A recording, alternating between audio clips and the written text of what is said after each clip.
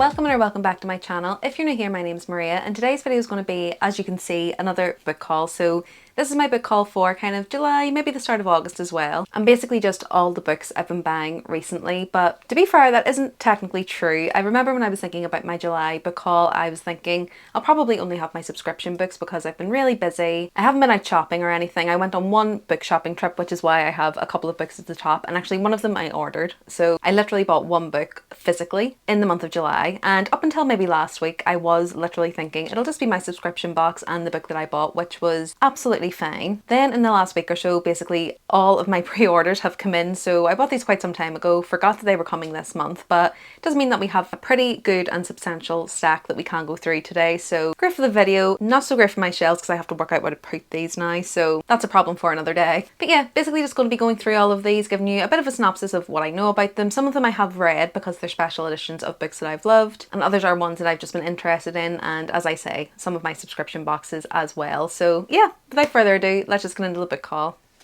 Okay, so the first two books I want to go through are the ones that I kind of bought physically. One was technically from Amazon because I couldn't get it anywhere else, but the other one was in store at Waterstones, and that is Dreams Lie Beneath by Rebecca Ross. And I'll be completely honest and say that I don't really know a lot about this one. I know it is a YA novel, but the reason I picked it up is because I've just really loved Rebecca Ross's writing. I love the Divine Rival series. I really enjoyed her A River Enchanted series. I can't remember what the name of that's called, but I'd heard some people saying great things about this one, and I think it was recently actually just traditionally published as well. So decided to give this one a go. And basically the thing that cinched this for me was I read a bit of a blurb on the back which said that it had the atmosphere and pacing of a fairy tale. It's reminiscent of both Caraval and Finale by Stephanie Garber, two of my fave books, and it has a combination of mystery, magic, action and intrigue. And knowing what I know about Rebecca Ross's writing, I think this will probably be pretty beautiful and lyrical as well. So yeah, I don't really know much going into it. I probably will go into it a little bit blind and just kind of go along the journey with her. But as I say, definitely an author that I've read from before and really loved, so decided to add this to my TBR. Next up is another book I think has recently been picked up for traditional publication, and that's Anathema, or Anathema, I'm not sure how to pronounce it, by Carrie Lake. And this one I've seen get really good praise for anyone that likes kind of a more dark gothic style fantasy. I think there's some sort of cursed woods within here. We've got a main character who ends up going into the woods, and I think there's a dark lord within those woods that she maybe has to reluctantly work with to break a curse. Something along those lines anyway, but I just heard some really great things about this one and managed to get the indie copy before it went out of print, literally just before it went out of print, because I'm not sure when this is getting reprinted now that it's been traditionally published, and that's the main reason I picked it up. I was going to wait and just read it on my Kindle or something like that, but I just really love to get indie copies of books if it's something I'm interested in, so I thought while it's still there, while I'm still able to get it, I thought I'd pick this one up, and I think it'll actually be a great read for the kind of autumn time, winter time, just going by. I mean, the cover alone, you can kind of tell it's got those dark vibes. And yeah, I've just seen some really great reviews by people that I kind of have quite a similar taste to, so I do think that this is going to be one for me. And one of the criticisms I've seen about this online is that it has quite flowery and descriptive writing. I mean, I haven't seen many people say it, but it is one of the things that people have kind of criticised about it. That's perfect for me. I absolutely love that type of writing, so I do think this is going to be one that I'm going to really enjoy. So yeah, hopefully going to get this on the TBR over the next few months. It has kind of been staring at me ever since I picked it up, so definitely one that I'm trying to push up to the top of that TBR peg. Just going to push these back so we have some room. Okay, so next up I have a couple of pre-orders from Waterstones, and I haven't actually opened these yet, so I don't know which is which, but let's just get into the first one. Every time. Okay, so in this first one, I've got The Fallen and the Kiss of Dusk by Carissa Broadbent, and this is the exclusive Waterstones signed edition. If you've been following me for a while, I think I did vlog reading this one. I had the arc of this one at the start of, I think it was end of June, start of July. Perhaps earlier than that, I can't quite remember. But I have read this one, really loved it, gave it 4.5 stars. And overall, I just love this series as well. So this is the Crowns of Nyaxia series by Carissa Broadbent. It starts off with The Serpent and the Wings of Night, which most people have kind of probably heard of. This is technically the fourth book in the overall series, but it's the second book following two certain characters that are within that kind of series. So obviously, as this is the fourth book, I can't really give you too much of the synopsis of this one. But this is a series for anyone who enjoys, again, a bit of a dark fantasy. We're following following characters in a world that's kind of filled with vampires and also kind of gods with lore that are tied to those vampires. They all kind of worship a different god within their own houses, essentially. And in the first book, we're following Aurea, who is the adopted daughter of one of the kings of those houses, and she's sent to these trials to try and win basically a wish from one of the gods. And there she meets Rain, who is kind of from a rival vampire house, but they end up reluctantly allying together within that first book to try and win the trials. But the twist is that only one person can win the trial, so in the end they have to decide what they will do if they get to that point. But I am fully caught up in the series now. This is the latest one that was out. As I say, I was really lucky to get an arc for this one, so really love the second book within this duology, and just really happy to get this edition of it. So it is just the standard kind of UK cover edition. I think the US edition is pretty similar, so it's just the same dust jacket the whole way round. This one does have some sprayed edges as well, so just black on the bottom and at the top as well. And I think even with the editions that aren't special editions, the ones that are just kind of your standard traditionally published ones, you do get this kind of naked hardback cover, which all of her books have had, and it just makes them extra special, even though it's kind of, I know this one has sprayed edges, but I think the general ones have this as well, and it does just make them extra special. If you're maybe not a sprayed edge fan or anything like that, most people can appreciate a really pretty naked hardcover, so I really love the designs that she puts on these. And it is kind of taken from when she was doing her indie publications, she done this as well, so I'm really glad she was able to kind of carry that over for her traditional published books. So yeah, really happy to have this in my collection and add it to the rest of the series on my shelves. And yeah, if you haven't checked out the series yet, I definitely highly recommend it. Okay, so this is the next one, and I think this is also a continuation of a series if it's the book I'm thinking of. Okay, so we've got A Theory of Dreaming by Ava Reid, and this is the sequel to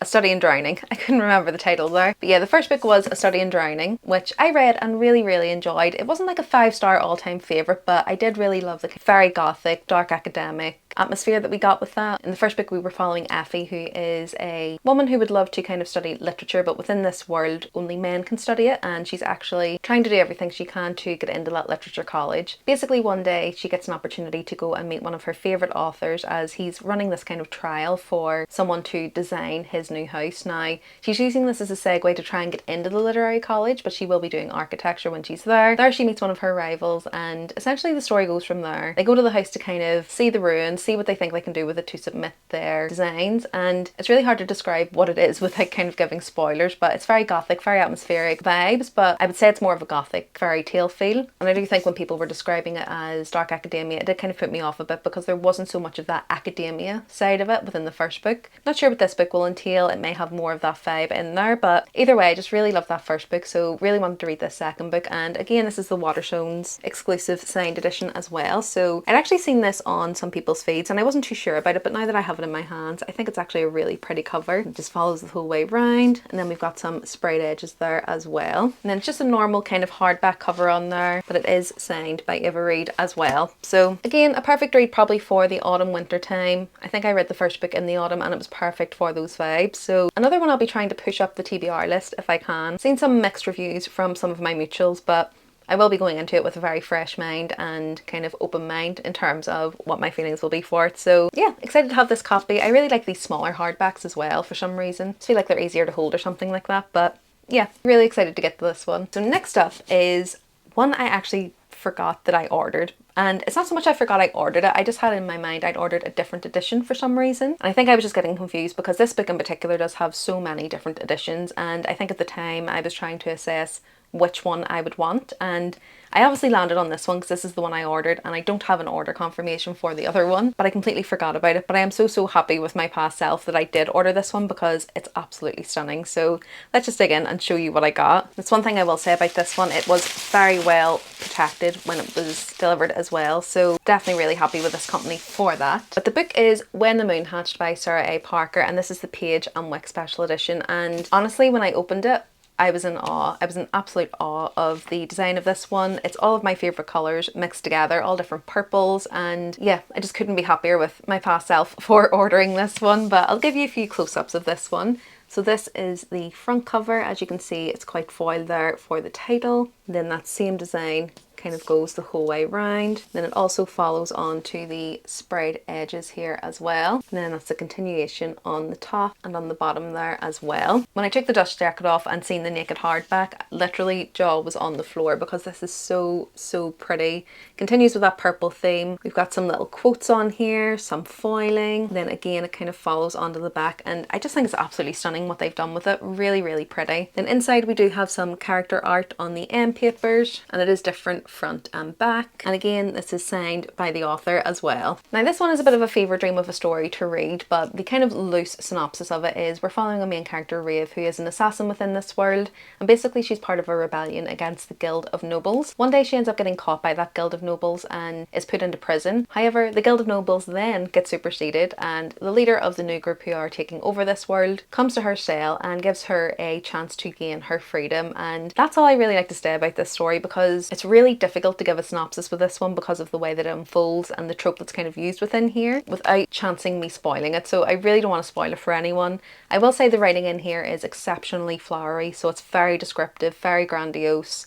I know a lot of people didn't like that when they were reading this one, or at least when I seen people not liking this one, that was one of the complaints, that it takes a while to get to the point. You know, there's a lot of fluffy, flowery writing in there, but for me personally, I really love that style. But if that's not for you, it's just a note of caution going into this one that you will get that, and you're probably going to be confused until around page 150. You're not really going to know what's going on, but I just really love the journey with this one. I really do want to reread this one before the sequel comes out next year. And I do have a couple of special editions of this already, so I think I am going to cull my other two because they honestly just don't hold a candle to this one at all. I just really love this one for me personally, and I'm sure someone will be really happy to get those other special editions I have. So I have the Waterstones one and the Fairy Loot one, which are both absolutely beautiful as well, but this one just captured my heart as soon as I opened it, so I think this is the one I'm probably going to keep out of the three. Okay, so next up I'll move on to my Aluma Crate pre-order. So this one is slightly different because it comprises of a book as well as some of the dust jackets that they've started doing, and I really like this option. They've started to do an option for some alternative dust jackets, which I really love. I really like that option. You don't have to get it, but if they're really nice dust jackets, I mean, why not? They're actually pretty reasonably priced, I think, anyway, for the quality, what I've seen in here, so I will be showing you those in a moment. So first up I'll show you the book, which is the Jad Crown by Sarah Hashem, and I have actually just read at the end of last month the Jad Air, so perfect timing to get this one. I did take a bit of a chance because I did pre-order this before I'd read the Jad Air, but from looking at some of my mutuals reviews and things like that, I had real faith that I was going to love this series, and really glad to say that the first book didn't disappoint at all. I ended up rating it 4.5 stars, so definitely on the money for me loving it. So this one is a bit of an Egyptian inspired duology. In the first one we're following Sylvia, who is actually the Jad Heir in hiding, and that's not a spoiler, it is pretty much in the synopsis of the first book, and she's basically been in hiding since her kingdom crumbled around 10 years ago. In this world there's 4 different kingdoms who have been kind of at war with each other for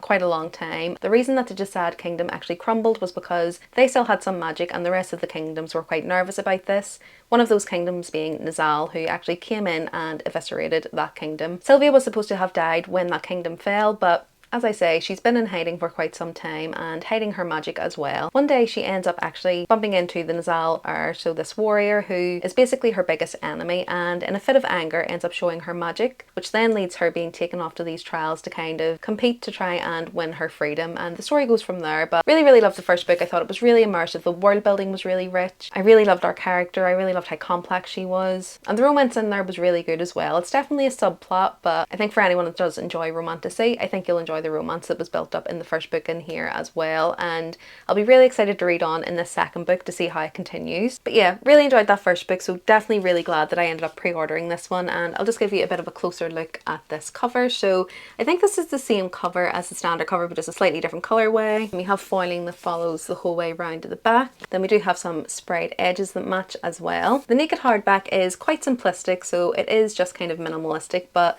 I do think that it kind of fits in with the ancient Egypt kind of mythology influence in here, so I'm not too mad at it. Similar with the end papers, they're pretty basic, but again they're still really pretty. And again, this one is signed by the author. Now, as I say, what's different about this one is you did get the option to also purchase some additional dust jackets, so I'll just take those out to show you. So the dust jackets were actually for both books in the series, so you did get one for the first book as well. So This is for the Jad Air. So as you can see, we've got some really pretty character art on there and some nice foiling. And then I really like the one for the Jad Crown as well, just because it's a bit darker, a bit more my speed. But again, you've got some really pretty character art and that foiling on there as well. So I do think I'm going to use these dust jackets. So I will probably swap those out for both of my copies. But yeah, I just love that we get that option now if you do want to purchase those. And I love that it's probably getting more artists working with them as well. So yeah, I was really happy to pick those up. Decided to put the dust jacket on the Jad Crown just so that you can see it a bit better. So that's the alternative dust jacket on there as well. And yeah, I absolutely love that. I'm really glad I decided to get those dust jackets for them. I just think they're going to look really pretty on my shelves. So now we're down to the last two boxes. So the first one is my monthly subscription box for Aluma Crate.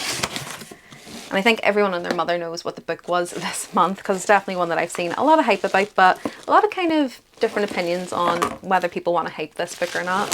And it is for totally understandable reasons. So the book pick was The Irresistible Urge to Fall for Your Enemy by Brigitte Knightley. And this one, I actually did get an ARC for this one and started it, read a couple of chapters of it, and I don't think it was for me. I think it has a very specific writing style of almost so sarcastic the whole way through that it's just so unserious. And for me, generally, that just doesn't work too well. Not sure if I'm going to revisit it or whether I'm going to pass this on to someone new, but I may try and read it because I do have, this is a really pretty copy. I will say that this copy is really pretty. So I'll just give you a quick look at it. It's one of those kind of dust jackets that's plastic, it's kind of see-through, so it kind of gives you the design over the hardback cover. But if you can see, a bit of a glare there, but that is the front cover. Then it follows around to the back, so very Regency vibes almost it's giving. And then the hardcover underneath is quite simple. Again, I'm not too sure if you can see the detail there, but just kind of follows on the pattern the whole way round. Some pretty pink sprayed edges. Then we do have some nice character art on the end pages, and it's different front and back as well. This one is signed as well, so that's actually quite a cute signature too.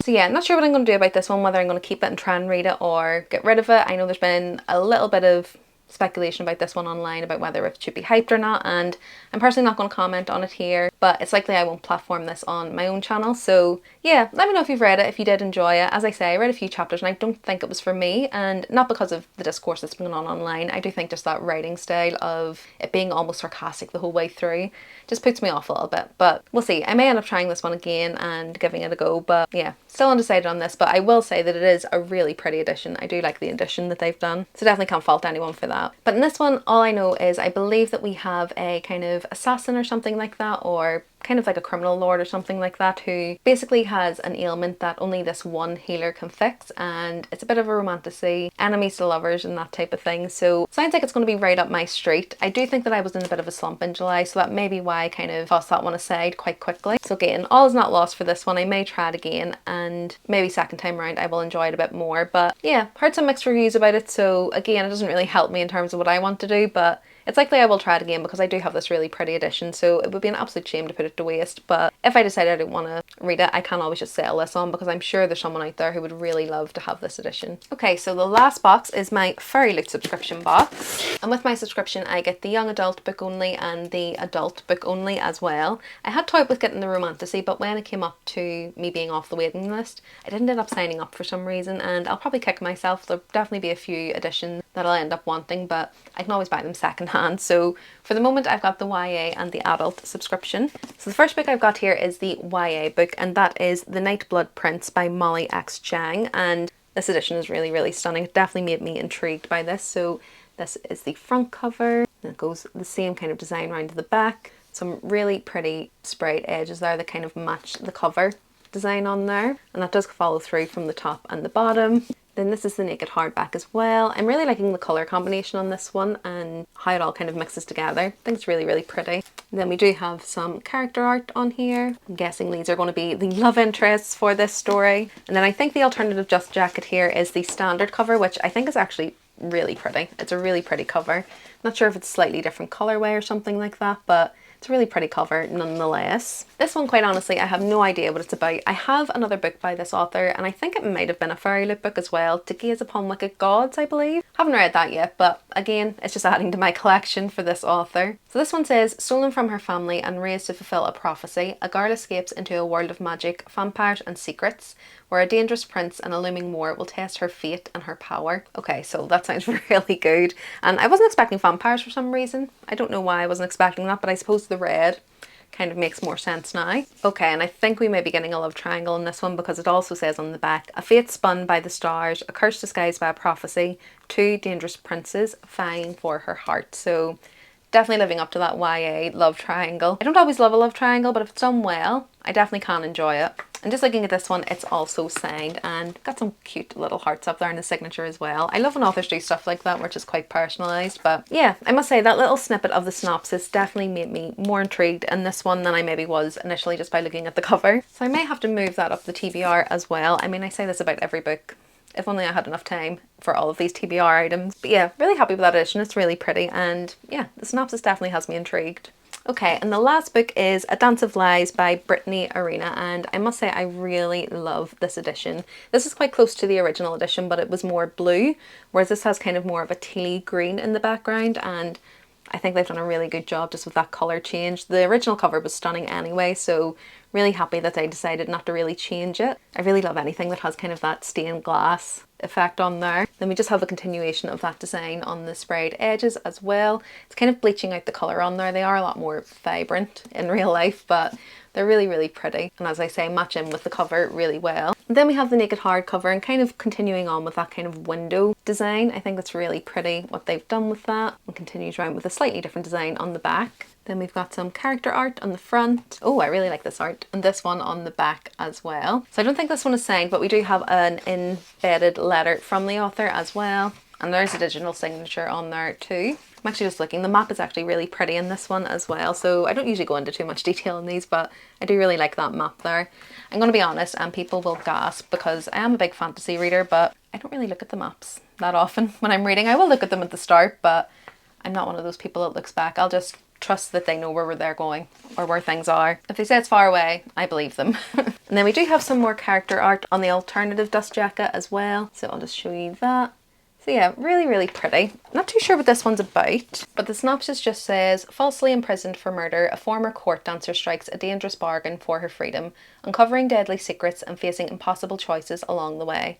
Okay, that's pretty vague, so I'm not really sure where it's going to go. Seems like a bit of an element is there's two kings that are kind of at war with each other. They're brothers. She's going to have to choose which side to go on. So got a little bit more from the synopsis, but I do think it's still a little bit vague. So even with reading the synopsis, we'll be going into this one a little bit blind. I have seen some mixed reviews for this one again. Some people have really loved it. Some people have really not liked it. So be interested to see what my take will be on this one. It is definitely one that I was interested in, so I'm sure I will read it at some point. Not sure if it's kind of top of my priority just because of some of the reactions I've seen, but I may have a bit of a read of 1 or 2 chapters of it and see if I enjoy the writing, and that'll kind of tell me if I want to read on. But yeah, regardless, a really pretty edition. Definitely interested in reading it, so really happy with the picks from Fairlight this month as well. Okay, so that's all the books. That's all the books I purchased in July. So we ended up with 9 books, which for me is a pretty conservative stack for a month, and I know it is because I wasn't going book shopping really last month, and most of these were pre-orders that I ordered months ago, so they don't really count. They don't really count in my July count. And in reality, I only actively bought the top 2 books, so I'm going to take that as a win. I will take that as a win. But yeah, let me know if you've read any of these, or if you're interested in any of these, what your thoughts and feelings were, or if there's any you think I should be pushing to the top of my TBR. I'd love to know your thoughts and opinions on them. And also let me know what the last book you bought was and kind of your reasons for buying it, or if you would recommend it. Again, put all of that in the comments below. If you don't have anything to comment, just pick the little shopping bag emoji for the book haul and to let me know that you got to the end. If you like this video, do remember to give it a like, and if you want to see more from me, remember to subscribe. I post 2 videos per week, and it's videos like this, so book hauls, reading vlogs, TBR jars, all good bookish things like that. Other than that, thanks so much for watching this one. I hope you enjoyed it, and I'll see you in the next one soon. Bye!